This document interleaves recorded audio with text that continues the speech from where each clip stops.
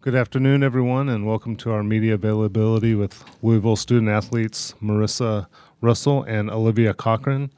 Just if you want to raise your hand if you have a question, we'll pass the mic to you. And as a reminder, just please state your name and your media affiliation. And if anyone connecting with us on Zoom, if you'd like to ask a question, just use the raise your hand function, and we'll get to you as soon as we can. With that, we'll open it up for questions.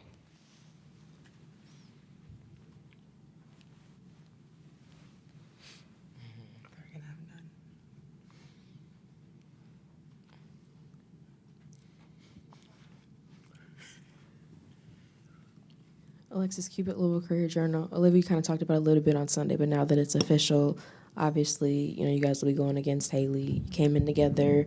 I guess, what's that like for you guys? Have you talked to her a little bit, and what's your relationship like now? Like I said yesterday, Haley was a great teammate. I'm wishing her the best. But at the end of the day, we gotta survive and move forward. At the end of the day, this is basketball and it's competition. So I'm sure as well that she wants to compete as much as I want to compete against her. So it's no bad blood, all love. And I'm wishing her the best. I know she's wishing me the best. So that's all I gotta say. Yeah, for sure. I think the big thing too, like we're playing against TCU is the biggest thing too. They're a really good team, top ranked team all year, all season. She's a great player. We know that. We played with her for 3 years. But like I said, like they're a great team, and we're going to prepare to play that team. And we're just happy that we won the first round. Obviously, you're here last year when we were sitting up here crying. So I'm celebrating that and little things. I know Coach Walz mentioned it. Like it's Jada Curry's first tournament win in her career. So there's little things that we want to celebrate too. And then also what O said, like we wish her the best. We're going to prepare a great game plan, and we have great coaches, probably the best in the country. So we're just excited to play another round, right? It's we know now we've been to 2 Elite Eights in the Final Four, and we've also seen a loss in the first round. So we know how precious these moments are. So we're just trying to enjoy every day and just kind of take it all in. Facts.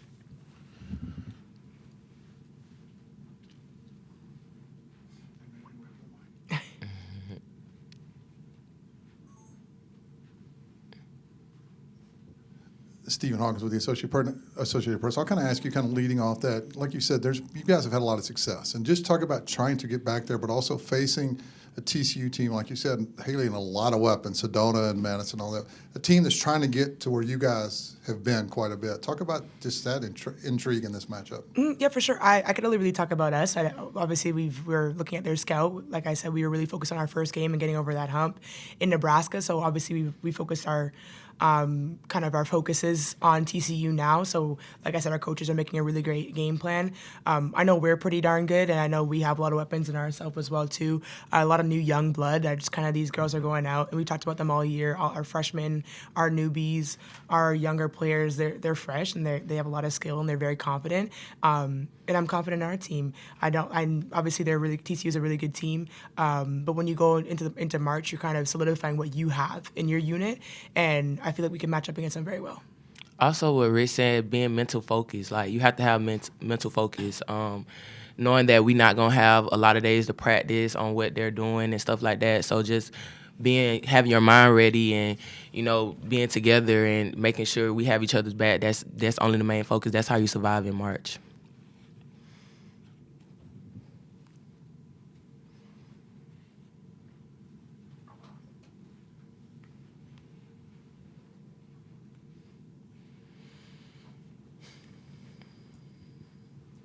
You guys have obviously had a lot of success. You know what the standard is at Louisville. In today's, game, there's a lot of transfer movement. You guys have played at Louisville your whole careers. Why? Why Louisville? What made you decide to stay when I'm sure you guys have had plenty of options to leave? But what was special about Louisville that made you want to start and finish your careers here? Yeah, for sure. I think my girl sitting right next to me, she was the first person I ever met when I came on campus, and she's a true friend, a sister to me. And I think that the bonds we've made over the years, you can ask either of us. We played on 5 very different teams because of that landscape, the transfer portal. And I can only speak for myself, but I've made incredible friends. Coach Walz and the coaching staff really hold us to a high standard of being good people and good teammates and good human beings in a community, especially in the community community of Louisville. So that's why I stayed. Like, it's easy to be loyal to this program just because of my teammates alone, our fan base, my schooling. I'm doing my MBA, my master's for free. Thank you, Coach Walz.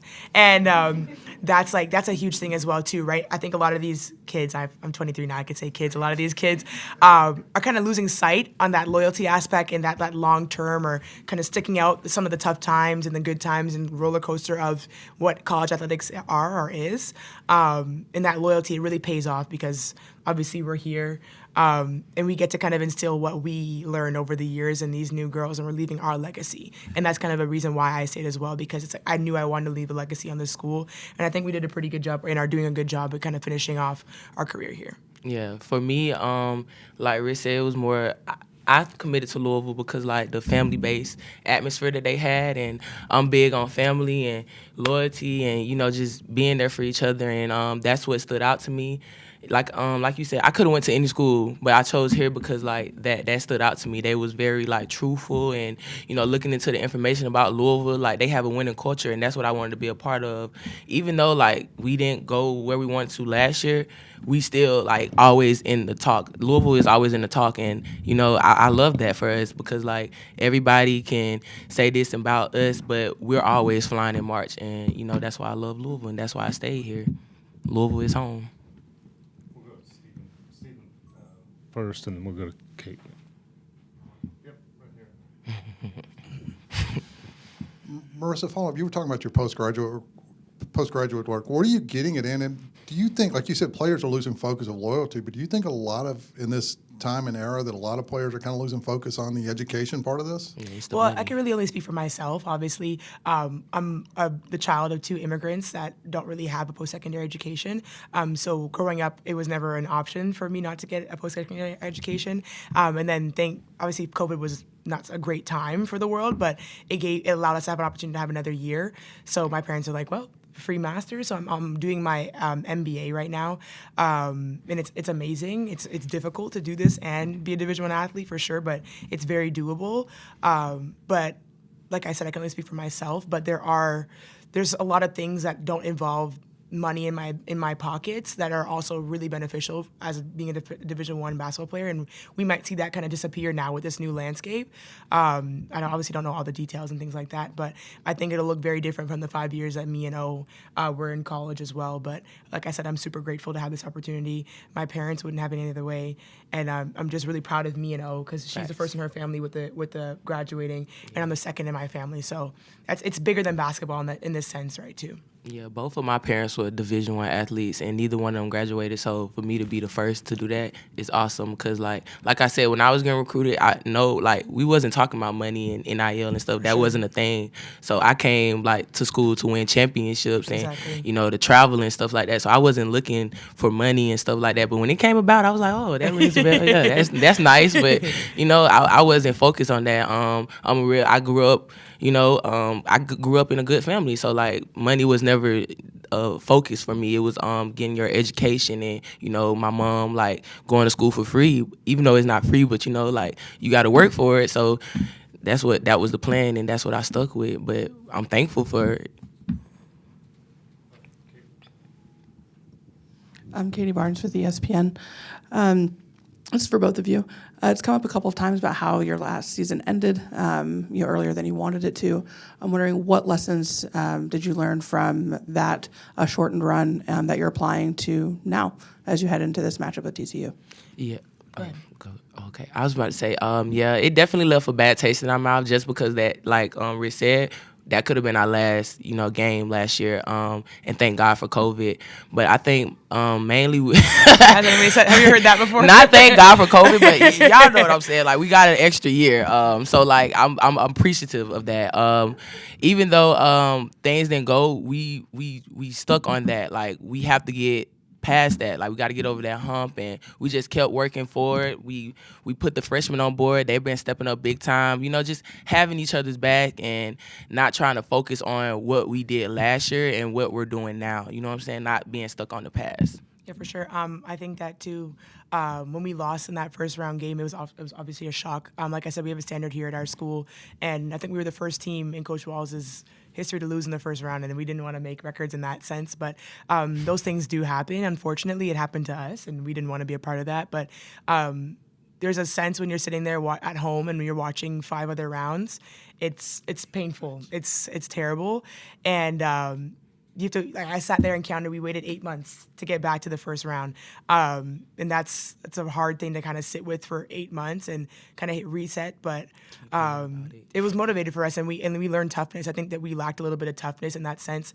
Like if you remember the game, we were up 18 at half because I remember it very vividly, and we lost that game, and it's heartbreaking. Even now, I could still feel the pain that I felt because it's like you feel like you let not even just yourself down, but your teammates, alumni, and things like that. It's to this day I still feel bad, but I'm so happy. Like O said, that we had an extra year to kind of come back because we wouldn't want to end our career on how that ended. But I think that we have a lot of returners, me, O, Jada, Nyla, that kind of have that and can instill that confidence and that toughness into our freshmen because we tell them like you don't want to feel what we felt last year, and that's huge too in our practices leading up to coming here.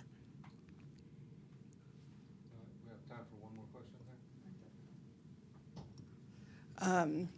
You talked about you did want your freshmen to feel the way that you felt. You kind of got over that hump in terms of that pressure of not wanting to repeat it. And just to put kind of a finer point on it, I guess being in this position, you're not hosting, you're on the road. Do you feel like you're dangerous without some of that pressure? I mean, great question. I think the last 3 years We we haven't haven't been hosted. We played our junior year. We played Texas at Texas and upset them. That was pretty awesome as well. We always feel dangerous. I think anytime we're always underdog. People don't like us. People don't like Coach Walz. As an extension, they don't like us. And we've always lived with that for the past 5 years. So it's just a regular. What is it? It's Saturday. You know what I mean. But like we said, we have a great game plan in place. We're gonna listen to our coaching staff. We're gonna go out there with toughness and believe in ourselves, even if everybody else doesn't believe in us. And that's a chip on our shoulder. And that's what Coach Walz has kind of raised us in this program to believe. So we always feel dangerous. Always. She answered it great. Thank you. Well, ladies, thank you for your time, and Thank you. good luck Thank you. tomorrow. Appreciate it.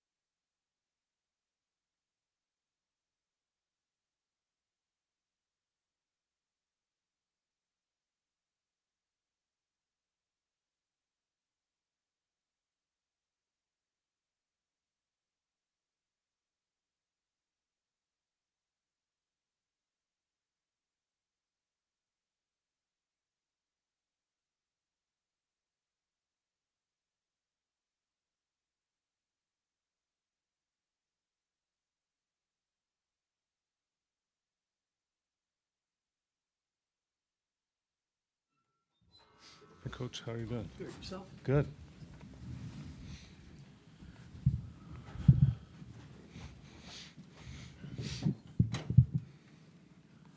Good. All right, welcome to our media availability with Louisville head coach, Coach Walz. We'll go ahead and open it up for questions.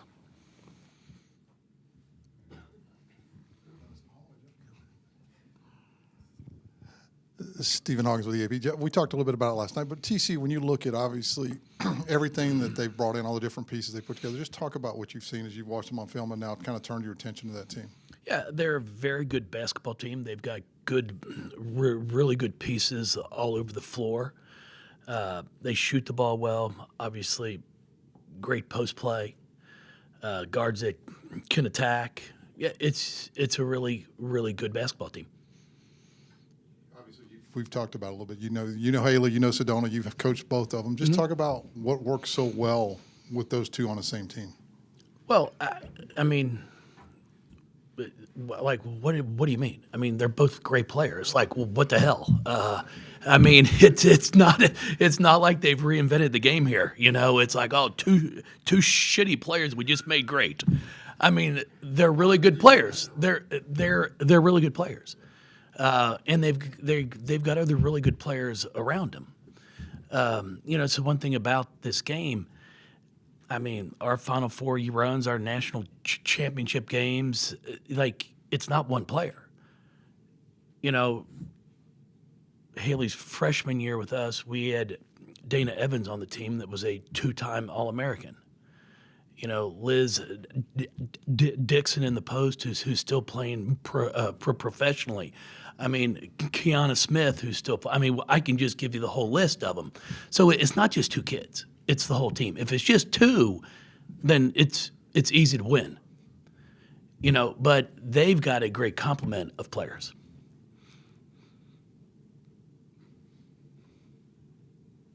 Sounds good, everybody.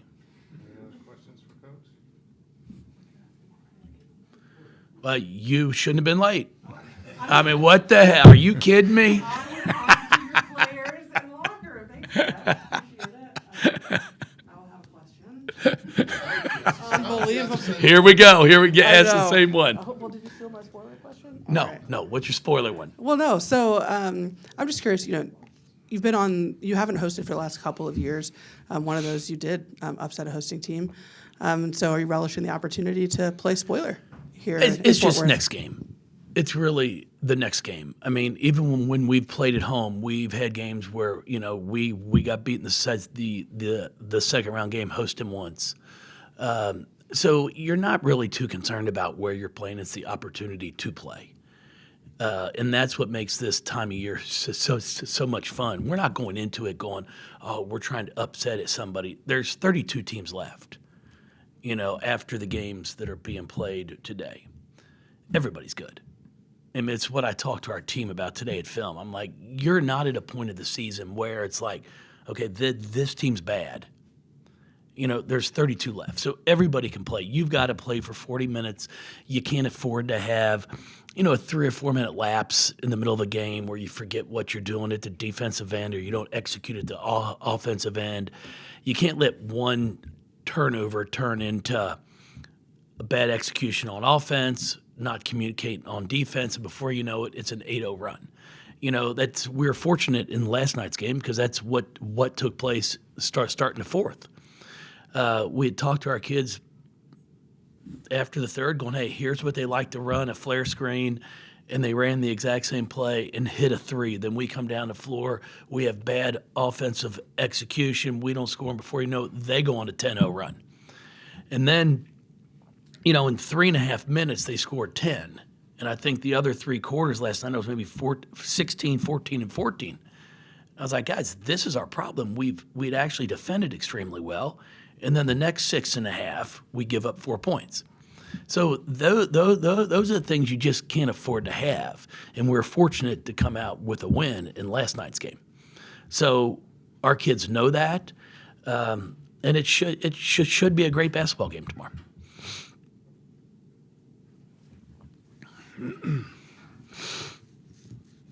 Coach Chris Blake, TCU Radio Network. Taking on a program that's advancing to the second round for the first time in 19 years, you've done it a lot. What are some of the things that you've kind of learned over the 18 years with these 36, 48-hour turnarounds that make sure you're ready in such a short period of time? This time of the year, you've already done enough preparation. It's not like you're going to be you've already played against teams that will ice ball screens, hedge ball screens, double press, whatever. So you've already done that. It's just trying to make sure you go over some personnel in case there's some kids that you may have not seen before. But we've played against teams where they've got a shooter. So it's not like this is the first team we've played where a kid can shoot the ball. It's not the first time we played a team that's got a kid that can come off a ball screen and score. So it's different at the beginning of the year.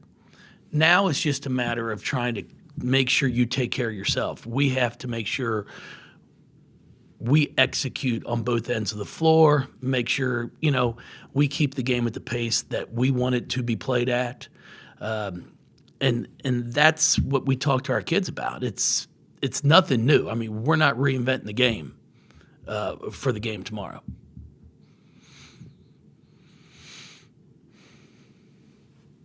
Okay, right here's. Jeff, Merissah, and Olivia were here a minute ago talking about postgraduate work and all the stuff they're going to do in the classroom.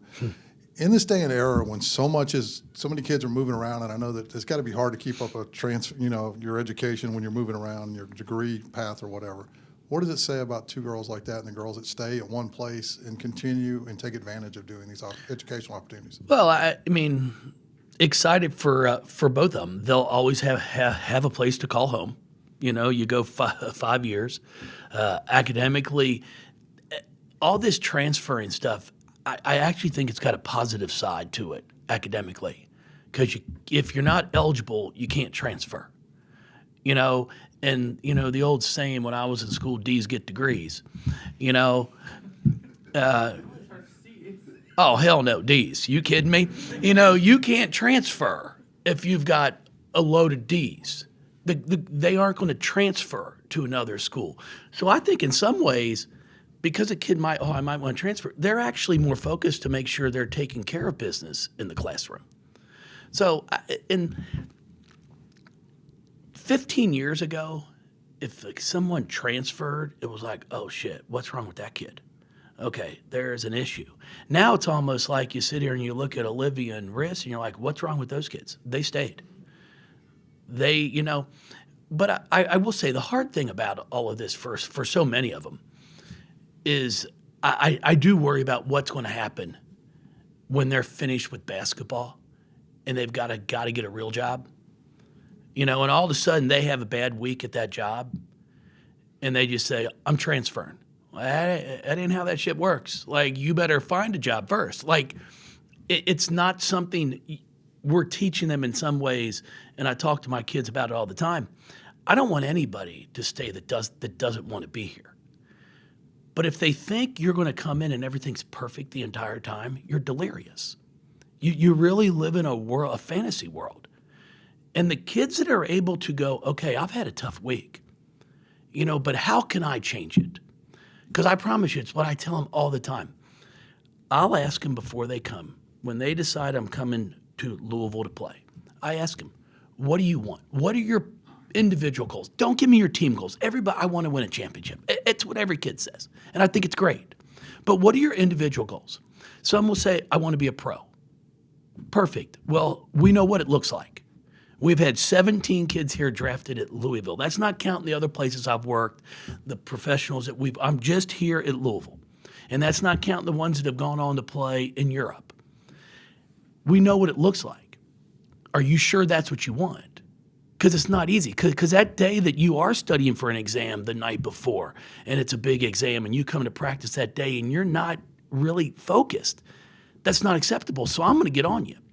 And then I've got players that I want to have a great college career. And then afterwards, I want to maybe get married, have a family, and be a professional, but not on the basketball side. Well, those are the kids after practice. You might ask them to stay for 10, 15 minutes, work on some free throw shooting, work on your three-point shooting. But the ones that want to be a pro, they're the ones that are staying for 45 minutes because we're just not trying to get you better for the 4 years you're here. We're trying to help prepare you for life after. And, sometimes it gets hard. And the fun thing for me that I enjoy are the ones that call me back that have been playing that are like, hey, you help prepare us for this. Because, man, it's a business. It is. You get to the professional side of things.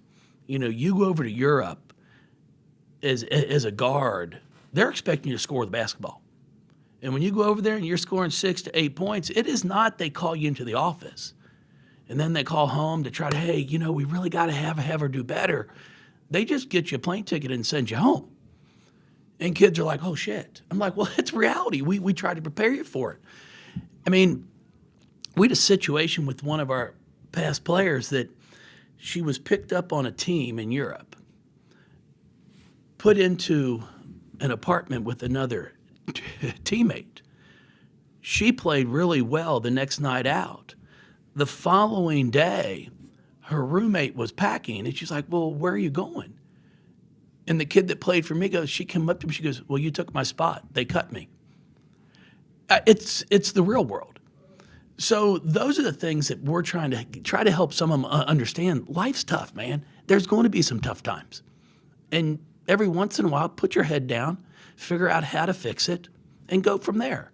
Now, I've got no problem with the portal. It's been good to us. I mean, it's been real good. So everybody gets upset when one or two decide to go. It's okay because we have benefited from it as well. We have a question right here in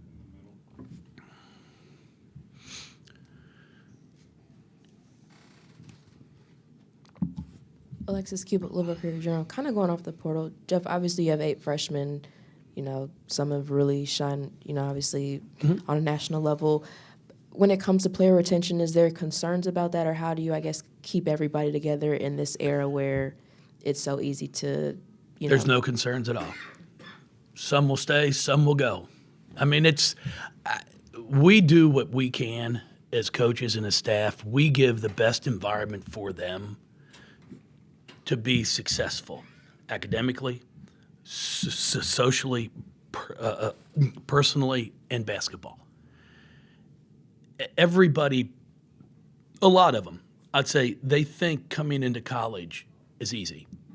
I was the best player on my high school team. Well, everybody out here was the best player on their high school team. There's not one player who was the worst player on their high school team who's playing in this game tomorrow. They're all elite. And then you try to explain to them, you're coming in a lot of times as a freshman at 17 and 18 and playing against 24 and 25, shit, a 30-year-old anymore. Like, are you kidding me? With 2 kids. Like, you just don't know it's different. So all of a sudden, you're looking at a 17-year-old going up against a 22 and 23-year-old. And over those 4 or 5 years, the changes that take place in a female are amazing. How much stronger they get, how they've matured, they've developed. And you can tell, you can sit out here and watch these games and be like, yeah, she's a junior or senior. She's a freshman. So when all of a sudden they don't get what they want, they think, well, I'll find something better. And that's just part of it. So, do I hope everyone stays? Of course. They're great kids. Do I expect it? I don't know. I mean, I think as a coach, you're extremely naive if you don't think somebody's going to leave.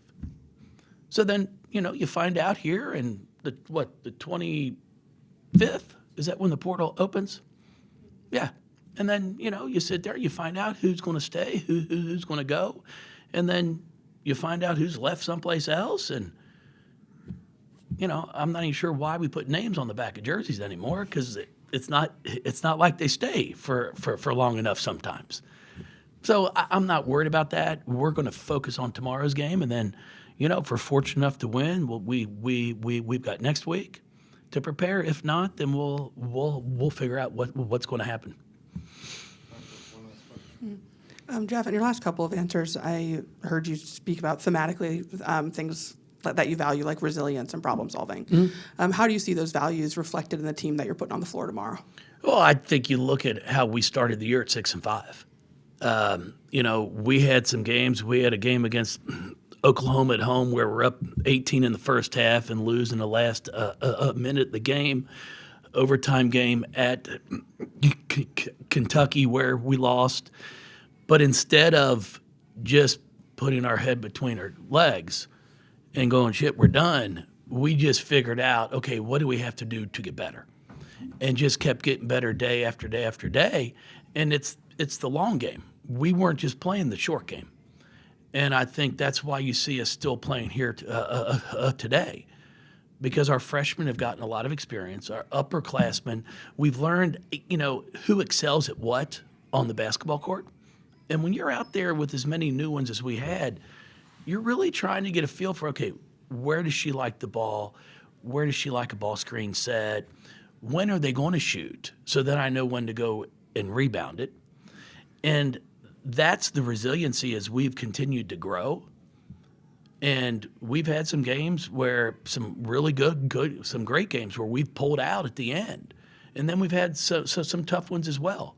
But we wouldn't be here if we hadn't had the growth that we've shown from day one to now. Coach, thank you so much for your time, and Thank you. Good luck tomorrow. Appreciate it. Thank you all.